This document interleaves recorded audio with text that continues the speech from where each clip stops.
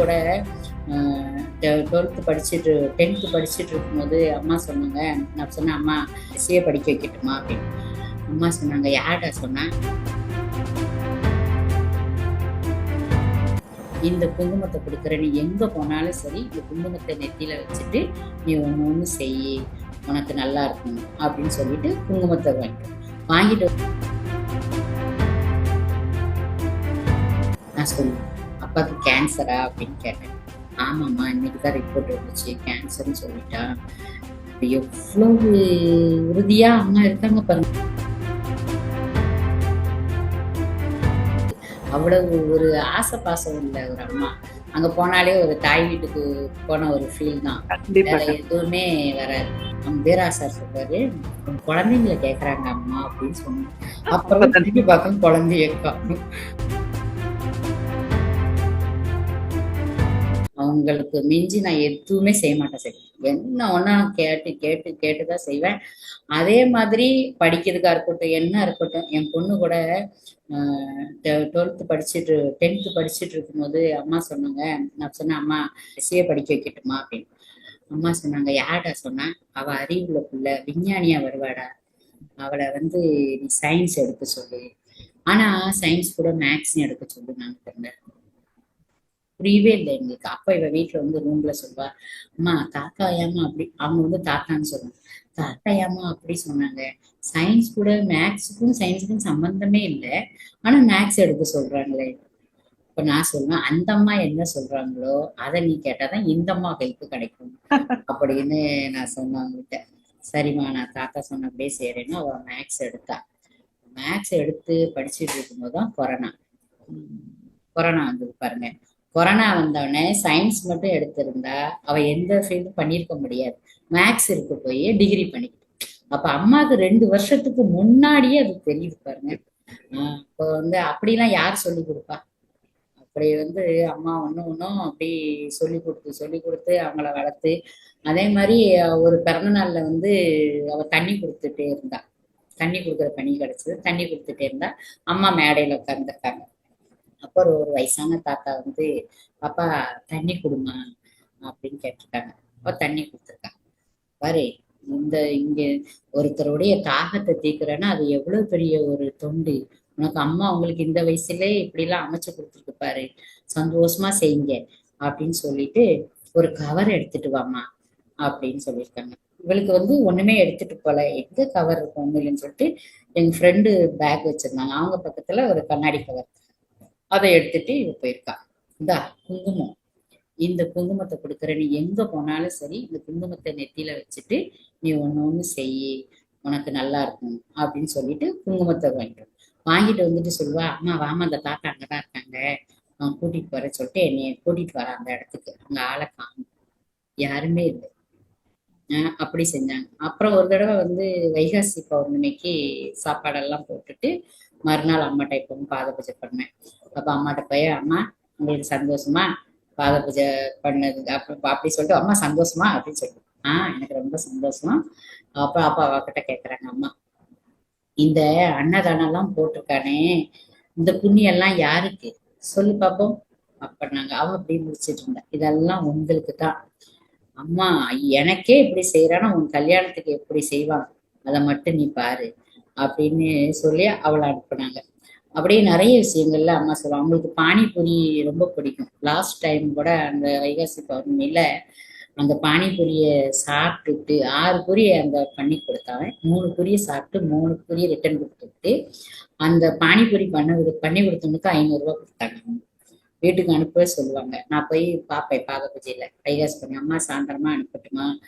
அனுப்பிடாட, எல்லாத்தையும் வர சொல்லிட்டேன்னு சொல்லி ஃபேமிலியா உட்காந்து அந்த பானிபூரி எல்லாம் சாப்பிடுவாங்க.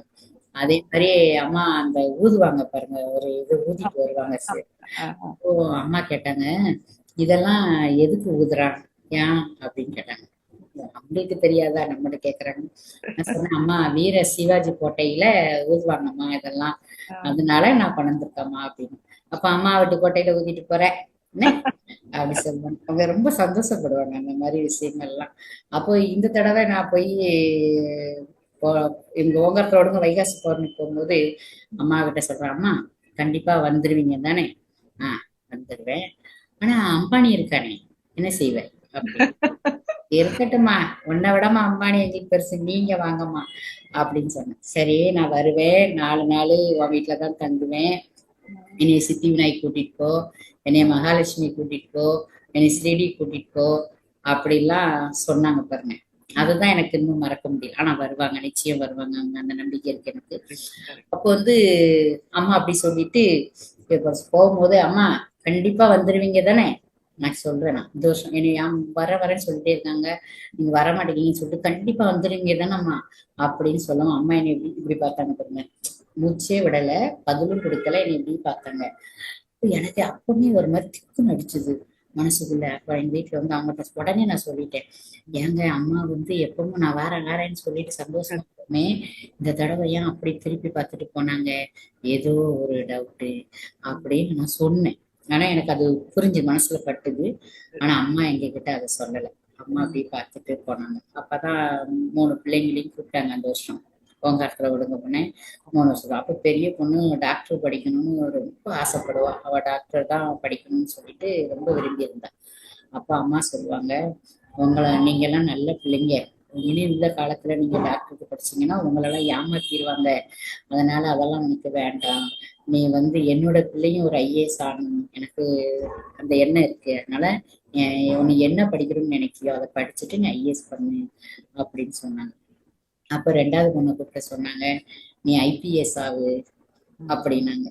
பையனை கூப்பிட்டு சொன்னாங்க, நீ பிஇ பண்ணல, டாக்டர் ஆகு, ஆனா வந்து உன்ட்ட ஒரு சோம்பேறித்தனம் இருக்கு, அதை தூரத்துக்கு போட்டுட்டு அதை செய். 3 பிள்ளைங்களையும் கூப்பிட்டு வைகாசி பௌர்ணமியில எல்லாரும் இருக்காங்க சொல்லிட்டு தான் வீட்டுக்குள்ள போறாங்க அன்னைக்கு. அப்படியே எப்ப போனாலும் சரி குங்குமம் தொட்டு கொடுப்பாங்க தட்டுல. போனா குங்குமத்தை கொண்டு போனா எதுவுமே மறுப்பு தெரிவிக்க மாட்டாங்க. மாதிரி நான் மற்றவங்களை கூட நான் கூட்டிட்டு போனா கூட பாத பூஜையில மத்தவங்க எல்லாம் நிறுத்துவாங்க, போவாத போவாத சொல்லுவாங்க. ஆனா அம்மா சொல்லுவோம், விடு அப்படி சொல்லும், விடு அப்படி சொல்லுவோம். அப்ப நான் அம்மாட்ட போவேன். அம்மாட்ட போய் சொல்லுவேன், அம்மா இவங்களுக்கு இந்த குறமா. அப்போ ஒரு பையன் போலீஸ், அவனுக்கு வந்து ஒய்ஃப் வந்து அவன் கூட இல்லை. அப்ப நான் அம்மாட்ட சொல்றேன், அம்மா ஒய்ஃபு கூட இருக்க மாட்டேங்கம்மா, எப்ப பார்த்தாலும் பிரச்சனையா இருக்குதுமா வாழ்க்கை, ஏமா அப்படி இருக்குது அப்படின்னு சொல்லி அம்மாட்ட கேட்பேன். அப்போ ரொம்ப நல்ல பையன்மா அப்படி சொன்னான். அவனுக்கு தெரியுமா அவன் நல்ல பையன்னு, அவன் இதெல்லாம் நான் எடுத்து சொல்லட்டா அப்படி சொல்லிச்சான். அப்புறம் அம்மா வாழ வச்சுட்டாங்க. இப்ப எல்லாரும் அவங்க ஒற்றுமையா இருந்து வாழ்றாங்க. அப்படி நிறைய விஷயங்கள். அப்புறம் எங்க மண்டபத்துல வந்து ஒரு சக்தி வந்து நல்ல தொண்டு செய்வாங்க, அம்மாவும் நல்லா கும்பிடுவாங்க. அவங்க வீட்டுக்காரருக்கு வந்து கேன்சர் இருந்தது. அவங்க வந்து மன்றத்துக்கு வரவே இல்லை, ஒரு 2-3 வாரமா வரல. அப்போ நான் நினைப்பேன், ஏன் அவங்க மன்றத்துக்கு வரல, நம்ம போய் கேட்கணுமே, யாரும் வரலன்னா கேட்பேன், நான் ஏன் வரல, உங்களுக்கு என்ன வேணும், என்ன கஷ்டம், இப்படிலாம் நான் போய் கேட்பேன். அப்போ அம்மா வந்து என்கிட்ட ஆன்மாக்களே சொல்றாங்க, நீ அவ வீட்டுக்கு போ, வீட்டுக்கு கேன்சர் அப்படின்னு அம்மா என் ஆன்மால சச்சுரமா சொல்றாங்க. இப்போ நான் யோசிக்கிறேன், இது பொய்யா நெசமா என்னன்னு தெரியலையே, நம்ம ஆன்மாக்குள்ள பேச எனக்கு கண்டுபிடிக்க தெரியாது. அப்போ இது தப்பா இருக்குமோ, நம்ம போய் கேட்கலாமா கேட்க கூடாதான்னு சொல்லிட்டு, சரி அம்மா தைரியமா நம்ம போகும், என்ன வேணா இருக்கட்டும் சொல்லிட்டு செவ்வாடையை கட்டிட்டு நான் அவங்க வீட்டுக்கு போறேன். வீட்டுக்கு போகும்போது அவ வீட்டுக்காரரு எதுக்கால வராரு, நல்லாதான் இருக்காரு. ஐயோ நல்லா இருக்காரு, நமக்கு ஏன் இப்படி தோணுச்சு, சரி வீட்டுல போய் கேட்போமே எதுக்கு அவங்க அம்மா கிட்ட. அதனால அந்த அம்மாட்ட போனேன். அந்த அம்மா பேரு ராஜேஸ்வரி. அப்போ அம்மா எப்படி இருக்கீங்க, ஏன் மன்றத்துக்கு வரல, நீங்க அழுதுகிட்டே இருக்கிறதாக அம்மா சொன்னாங்களே, எதுக்காக நீங்க வரல அப்படின்னு கேட்டேன். ஆமாம்மா, எனக்கு மனசுல ஒரு கஷ்டம், நான் சொல்லட்டுமா, நீங்க தப்பா நினைக்க கூடாது அப்படி சொன்னேன். நான் சொல்லுங்க, அப்பாவுக்கு கேன்சரா அப்படின்னு கேட்டேன். ஆமாம்மா, இன்னைக்குதான் ரிப்போர்ட் வந்துச்சு, கேன்சர்னு சொல்லிட்டா. எவ்வளவு உறுதியா அம்மா இருக்காங்க பாருங்க. ஆமாமா அப்படின்னு சொன்னாங்க. எங்கேயோ ஒரு உங்களுக்கு நடக்குது, அம்மா சொல்றாங்க அப்படி. அப்போ கேன்சர் தாம்மா அப்படின்னு சொன்னாங்க. அதனால நான் சொன்னேன், நீங்க பயப்படாதீங்க, அம்மாவே வந்து சொல்லிட்டு போயிட்டாங்க, அவ அழுதுட்டே இருக்கா, மன்றத்துக்கு வர சொல்லு, நான் பாத்துக்கிறேன்னு சொல்லியிருக்காங்க, அதனால நீங்க மன்றத்துக்கு வாங்கம்மா அப்படின்னு சொல்லிட்டு வந்துட்டேன். அவங்க மன்றத்துக்கு வந்தாங்க. வந்தோடனே அவங்களுக்கு என்ன தோணுச்சு தெரியல, நிச்சயமா நம்ம எல்லாம் மருவத்துக்கு போகணும், அம்மா கிட்ட நம்ம போகலாம், எங்க வீட்டுக்காரங்களை கூட்டிட்டு போகலாம், சரி அப்படின்னு சொல்லிட்டு நான் டிக்கெட் போட்டு அவங்கள கூட்டிட்டு அம்மாட்ட வந்தேன். அப்ப அவங்க சொல்லுவாங்க, அவங்க போட்டோ நீங்க போக வேண்டாம் அப்படி சொன்னாங்க. அப்போ நான் சொன்னேன், இல்ல ஒரு முக்கியமான விஷயம் அம்மாட்ட பேசணும், நான் போறேன். சரி தெரிஞ்சவங்கன்னா சரி போமா அப்படின்னு சொல்லி விட்டாங்க. நான் போனேன். அப்ப என் அம்மா சொன்னது, அம்மா நீங்க கேன்சர், ஆமா அவனுக்கு கேன்சர் இங்க இருக்கு, இந்த தம்பாக இப்படி சொல்றாங்க அம்மா, தம்பாக தேய்ச்சி தேய்ச்சி இங்க வச்சு உனக்கு கேன்சர் வந்துட்டு, அதனால இந்த தொடையில இருந்து சதையை அறுத்து போட்டு அதில் ஆப்ரேஷன் பண்ண அவன் சரியாயிரும், இன்ன வரைக்கும் உயிர் வாழ்றாங்க. அம்மா அப்படிலாம், அம்மாவுக்குலாம் கேன்சர் பண்ணிடுவாங்க அவங்க. அந்த மாதிரிலாம் அம்மா எத்தனை பேருக்கும் அப்படி நல்ல ஒரு வாழ்க்கை அளிச்சிருக்காங்க. அவங்க புரிஞ்சு, அவங்களுக்கு என்னன்னா மக்களுடைய எண்ணம் என்னன்னா வர்றாங்க, அவங்க காரியம் முடியுது, அப்படி நிக்கிறாங்க. அதை தொடரணும், யார் கொடுத்தா, இன்னும் வரும் வழிமுறைகள்லாம் வாழணும், அதை அவங்க யோசிக்கணும். அந்த மக்கள் அதை புரிஞ்சுக்கணும். அம்மா கிட்ட அம்மாட்டன காசெல்லாம் அம்மா எதுவும் கேட்கறது கிடையாது. எதுக்கு எதுவுமே அவங்க கேட்கறது, நம்ம உள்ளத்தை மட்டும்தான் கேட்கறாங்க. நம்ம ஊழ்வினையை எப்படி குறைக்கணும், எந்த விதத்துல செய்யணுங்கிறத சொல்லி சொல்லி செய்ய வைக்கிறாங்களே தவிர அவங்களுக்கு காசெல்லாம் ஒரு பெருசே கிடையாது. அது உறுதியா எடுத்துக்கலாம். அம்மா கண்டிப்பா அம்மா நல்லாவே செய்யறாங்க. அதை புரிஞ்சுக்கணும், மக்கள் தான் புரிக்கணும். ஏன்னா அம்மா இருக்கும்போதுதான் புரியல, இப்ப அவங்க புரிஞ்சே அதை நாடணும், குருவா ஏத்துக்கணும். அவங்க குருங்கிறது சக்தி, எத்தனையோ குரு வந்திருக்காங்க, ஏதாவது ஒரு குறை இருக்கும் ஒரு குரு கிட்ட. நம்ம அம்மா கிட்ட ஒரு குறை எதுவுமே கண்டுபிடிக்க முடியாது அவங்க கிட்ட. அவங்க கொடுத்தன அந்த செவ்வாடைய தவிர அவங்ககிட்ட என்ன எதுவுமே நம்ம ஒரு குறைனே நம்ம கண்டே பிடிக்க முடியாது. அம்மா அவ்வளவு ஒரு ஆசை பாசம் உள்ள ஒரு அம்மா. அங்க போனாலே ஒரு தாய் வீட்டுக்கு போன ஒரு ஃபீல் தான், வேற எதுவுமே வராது. எப்படின்னா முன்னாடி அம்மா குற்றுமண்டலத்துக்கு முன்னாடியே இருந்து பிறந்த நாளுக்கு ஆசீர்வாதம் பண்ணுவாங்க பாருங்க.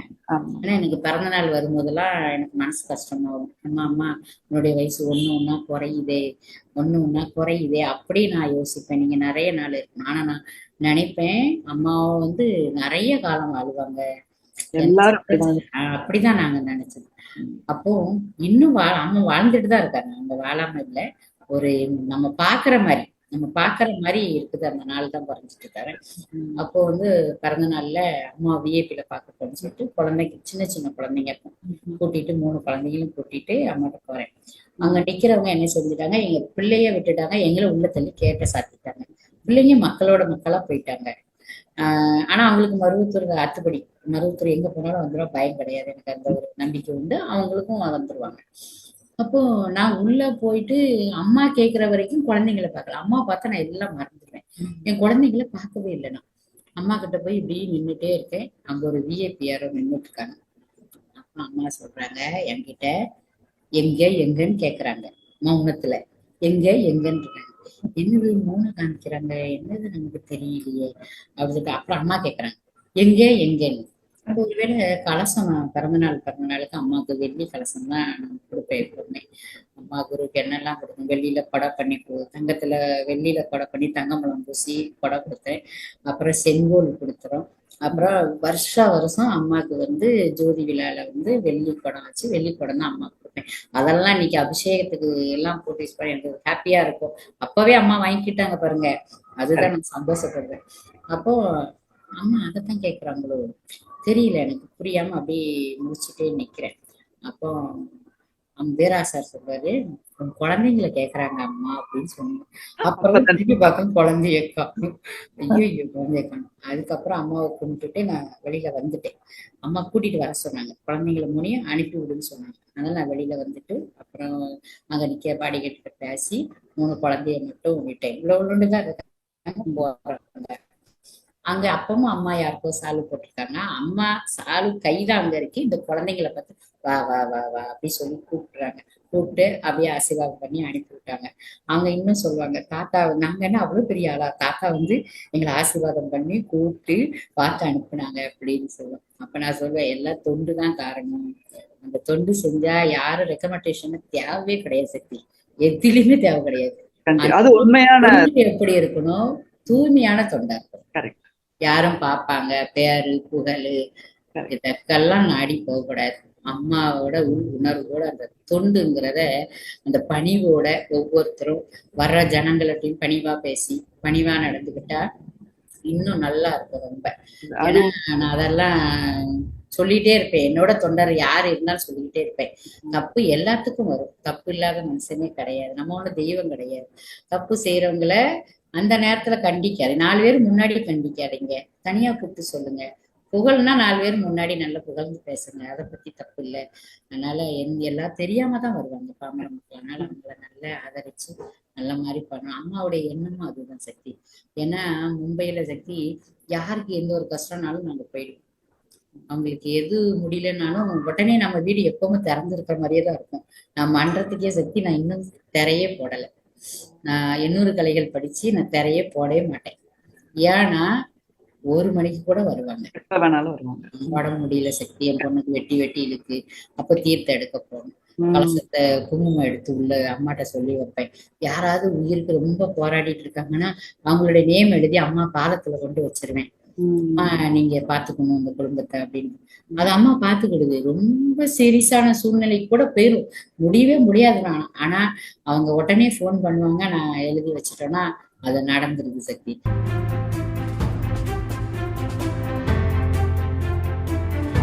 அம்மாவை நினை மனமே, மேல் மருவூர் அம்மாவை நினை மனமே. Please like, share, and subscribe to the Bangaru Amma Global